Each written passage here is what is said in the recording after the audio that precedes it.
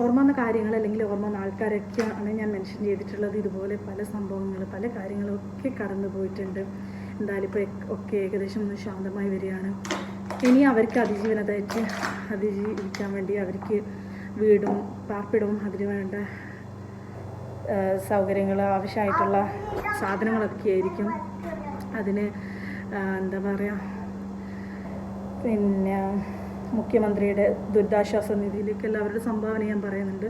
നിങ്ങൾക്ക് ഏതിലാണോ വിശ്വാസം അതിൽ വിശ്വാസം. എന്തായാലും ഇതിന് കിട്ടുന്ന ഒരു പൈസ വേറൊന്നിനും വേണ്ടിയിട്ട് ഉപയോഗിക്കില്ല എന്ന് എനിക്ക് തോന്നുന്നുണ്ട്. എന്തായാലും ഉറപ്പുണ്ട്. പൊതുവെ അങ്ങനെ ഉപയോഗിക്കാറില്ല ആരും തന്നെ.